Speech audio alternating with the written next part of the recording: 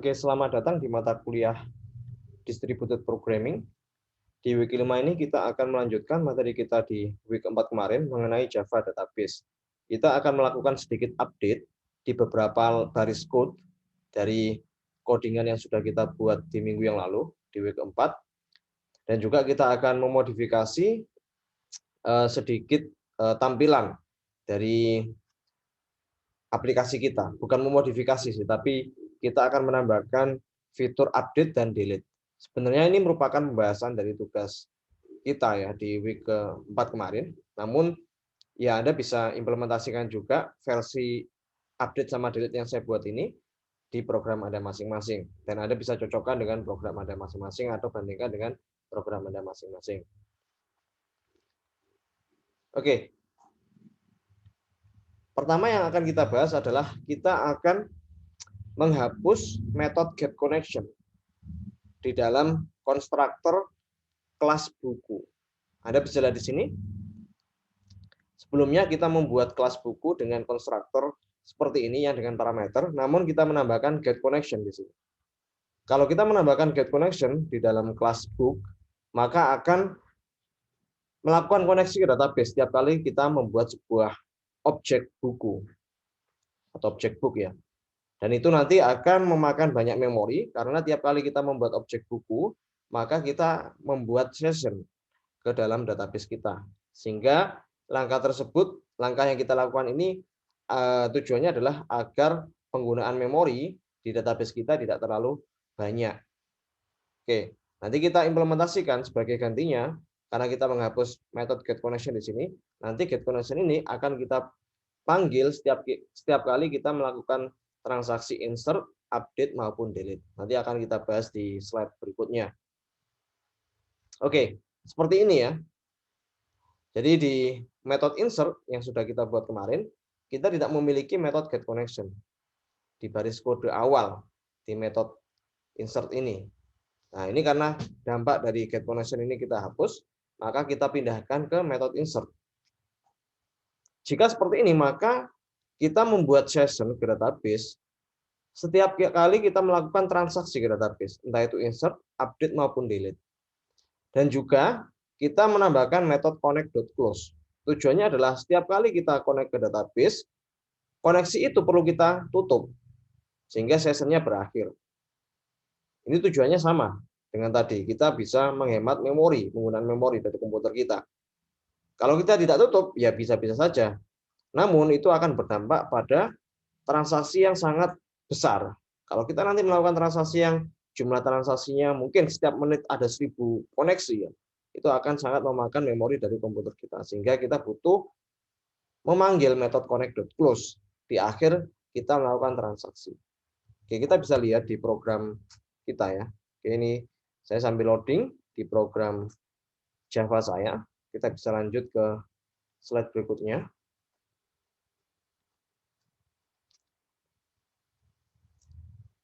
Oke, kita juga lakukan penambahan metode getConnection di dalam metode display untuk menampilkan data ke sebuah table. Kita mengambil data dari database dan kita tampilkan dalam sebuah JTable. Nah, setelah itu kita tambahkan metode getConnection di sini dan kita juga tambahkan metode connect.close sama seperti metode insert yang kita buat tadi, yang kita modifikasi tadi. Ya, Anda cukup menambahkan 2 baris kode saja di sini, yaitu getConnection sama connect.close. Jadi saya kira ini mudah, ya kan? Kita tidak perlu memodifikasi banyak ya, cuman kita menambahkan beberapa baris code dan menghilangi baris code. Nah, dan itu nanti akan berdampak pada penggunaan resource dari komputer kita. Oke, ini saya sudah membuka aplikasi saya. NetBeans saya ini masih loading. Oke, sambil menunggu kita bisa langsung lanjut ke slide berikutnya. Oke. Langkah selanjutnya kita akan membuat tapi 2 buah button.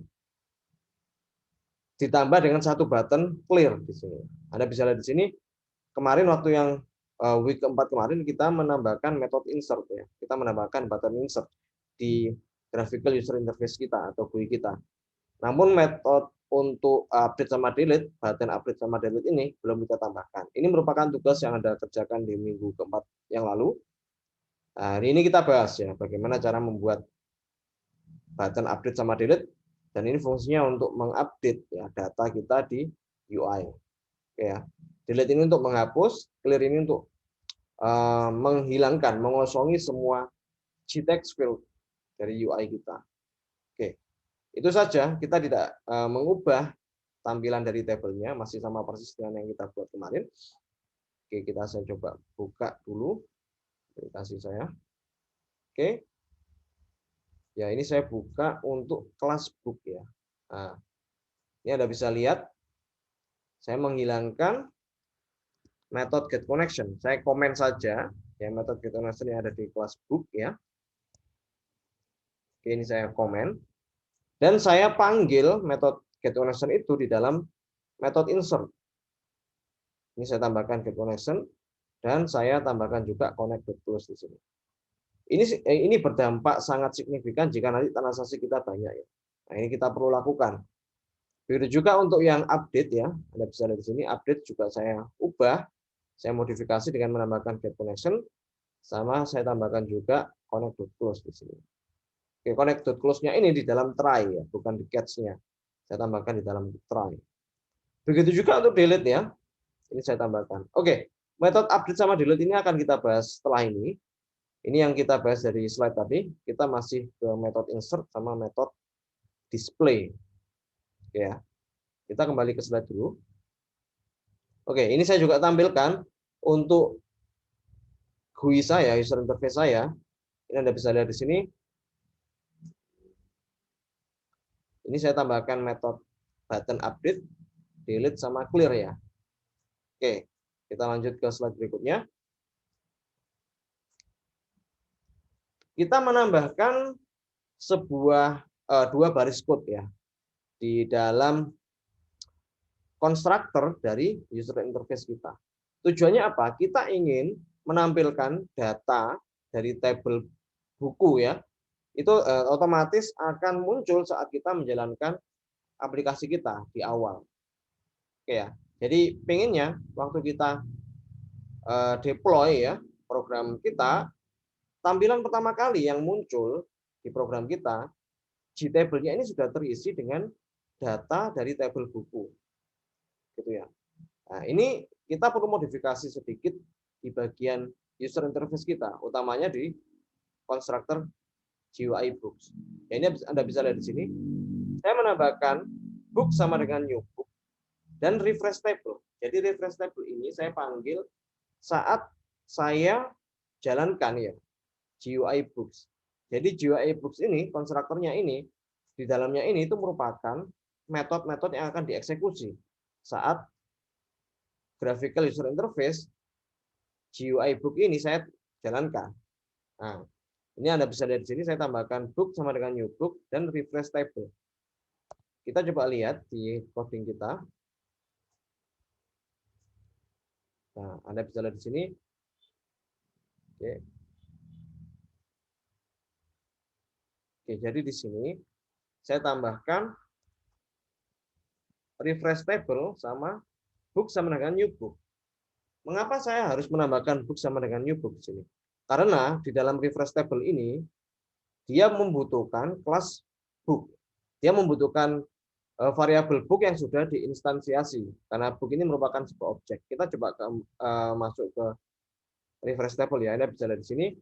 Karena book.display ini saya panggil metode untuk menampilkan data tabelnya. Nah, saya bisa memanggil metode ini jika saya sudah meng-create objek book.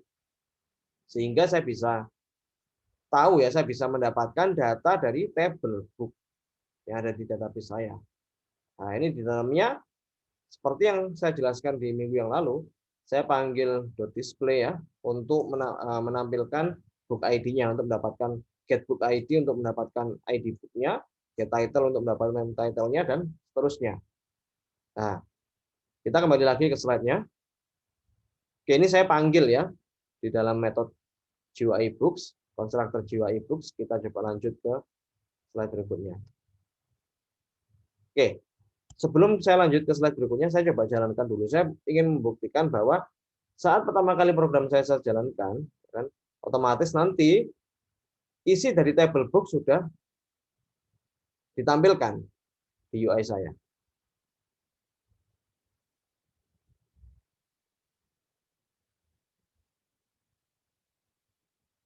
Oke, ya Anda bisa lihat di sini. Ini sudah tampil. Ada 3 row baris ya, baris data di tabel saya. Ya, yang Anda bisa lihat di sini sesuai dengan data yang ada di tabel saya. Oke. Nah, langkah selanjutnya jika ingin mengupdate data sebuah row di table book saya tidak perlu menginputkan satu-satu. Maksudnya adalah ketika saya klik ya satu row di sini, nanti otomatis text field ini akan terisi dengan data yang ada di table ini, di row yang saya klik ini. Otomatis nanti di sini akan muncul. Nah, ini saya coba contohkan.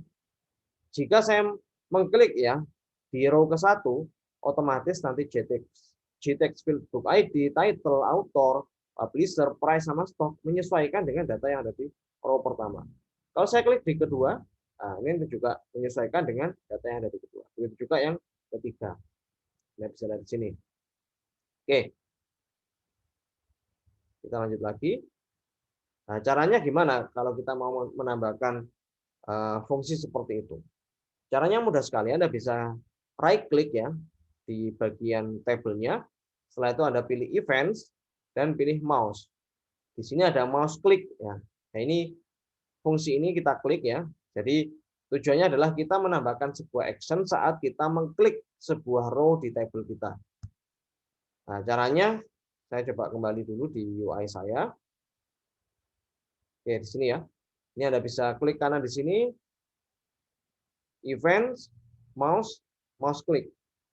Nah, ini otomatis nanti akan dibuatkan sebuah metode ya. Ini metodenya sudah terisi karena memang saya sudah mengimplementasikan coding untuk menampilkan menampilkan data row ke JText field. Nah, Anda bisa lihat di sini. Nanti kalau Anda belum implementasikan, nanti akan dibuatkan sebuah metode yang isinya masih kosong. Oke, kita kembali lagi ke slide-nya. Nah, ini ya. Ini saya jelaskan isi dari metode action dari mouse click di Gtable tadi ya. Jadi ini ada sebuah variabel in row sama dengan table display.get selected row. Artinya adalah saya ingin mendapatkan baris table yang saya klik. Jadi misal saya klik di sini ya, saya klik di sini, saya ingin mendapatkan row yang ke 0. Ingat kalau kita di coding itu kita mulai dari angka 0 ya. Jadi misalnya saya klik di sini, saya ingin mendapatkan row dari table ini yang saya klik. Ini row 0, ini row ke-1, ini row ke-2. Mengapa kita mengambil row-nya? Karena setiap record data itu direpresentasikan dalam sebuah baris atau row. Sehingga saya hanya perlu untuk mendapatkan row-nya saja. Nah, terus kita kembali lagi di sini. Nah, ini Anda bisa lihat. Setelah saya mendapatkan row-nya, row itu bisa saya gunakan untuk mendapatkan kolomnya. Jadi saya ingin mendapatkan row kesekian untuk kolom kesekian. Kita bisa lihat, kita punya berapa kolom di sini? Kita punya 1, 2, 3, 4, 5, 6. Jadi kita punya 6 kolom. Jadi book ID ini kolom ke-0, title kolom ke-1, author kolom ke-2, publisher kolom ke-3, price kolom ke-4, dan stock ini kolom ke-5. Sehingga saya ingin mendapatkan, misalnya saya klik di sini. Nah, oke, saya mendapatkan row ke-0. Setelah itu saya ingin mendapatkan kolom dari row ke-0 itu, mulai dari kolom book ID sampai dengan kolom stock. Ini saya ingin dapatkan datanya. Nah, sehingga kalau Anda lihat di sini, saya menambahkan ini ya, saya mendapatkan saya mengeset ya txt ID. Txt ID ini merupakan JText field yang menampilkan ID. Jadi txtid.setText dalam kurung string.valueOf table display. Jadi ini nama tabelnya ya, ini nama tabelnya table display. .getValueAt. Nah, saya ingin mendapatkan value di row ke berapa dan kolom ke 0. Nah, row ini bisa fleksibel tergantung mana yang saya klik. Sedangkan 0, 1, 2, 3, 4, 5 ini pasti kita dapatkan karena kita ingin mendapatkan semua data yang ada di kolom book ID sampai dengan stok ya. Oke, seperti itu. Stok atau price itu. Oh, stok ya. Oke, betul. Oke. Setelah itu, oke, ini saya sudah berhasil ya implementasikan. Kita kembali ke slide lagi. Langkah selanjutnya, ya, kita menambahkan metode update. Ini mudah sekali. Kenapa mudah? Karena kita tinggal memodifikasi query string-nya. Kemarin Anda sudah membuat query string untuk insert. Anda juga pasti sudah belajar bagaimana cara mengimplementasikan query update. Nah, ini Anda bisa lihat di sini. Saya ingin mengupdate ya. Jadi saya tambahkan query update book set title. Title-nya apa, autornya apa, publisher-nya apa, price-nya berapa, stoknya berapa, di mana, where book ID-nya apa. Nah, setelah itu saya panggil parameter tanda tanya ini, saya panggil, saya set value-nya di bagian bawahnya. Oke, sama seperti string insert kemarin ya. Setelah itu di akhir coding di if ini saya menambahkan SQL.execute update. Oke, jadi nanti diklik ya, nanti otomatis mengupdate atau memperbarui data yang saya klik ya. Oke, ini untuk update. Begitu juga untuk delete. Delete ini kurang lebih sama. Anda tinggal mengubah query-nya saja. Delete from book when, where, book ID-nya berapa. Oke, itu untuk update sama delete-nya. Kita bisa lihat di sini di bagian book.java. Oke ya, ini untuk metode update-nya. Ini untuk metode update dan ini untuk metode delete. Oke, nanti Anda bisa implementasikan di program Anda masing-masing. Oke, setelah itu ya, langkah selanjutnya adalah, nah ini delete-nya ya. Ini kita tambahkan action ya di bagian button update. Nah, jadi di dalam action button update itu saya tambahkan code seperti ini. Jadi saya membuat sebuah objek book ya. Book sama dengan new book, txt id get text, txt title get text, seterusnya sampai dengan stock. Setelah itu saya panggil book.update, bukan book.insert, karena kita ingin mengupdate, memperbarui data di tabel kita, bukan insert ya. Begitu juga untuk delete ya. Anda tambahkan kode untuk membuat sebuah objek buku dan diakhiri dengan memanggil metode book.delete. Dan jangan lupa Anda juga perlu untuk memanggil metode refresh table. Ini untuk menampilkan data terbaru ke JTable kita. Oke, kita coba lihat ya. Nah, ini misal saya ingin mengubah ya untuk data di row ketiga, misalnya ini ya, ini saya ingin ubah. Ini book ID-nya 3, belajar Java mudah. 3, ini saya tambahkan mudah sekali. Nah, ini saya update. Nah, ini Anda bisa lihat di sini langsung otomatis berubah ya isinya. Oke. Oke. Begitu juga misal saya menambahkan data baru lagi di sini. Saya insert. Oke. Ini saya ingin delete untuk data yang keempat ini. Saya klik delete tadi.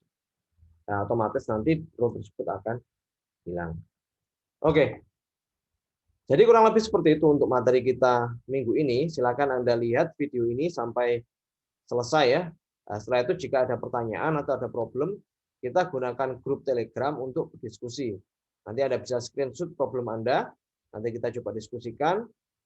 Jadi semua peserta perkuliahan distributed programming bisa berkomentar. Jika misal punya masalah yang sama atau sudah menemukan solusi dari permasalahan yang ditemukan oleh teman Anda, silakan nanti Anda berkomentar di sana. Oke, terima kasih telah menonton video ini.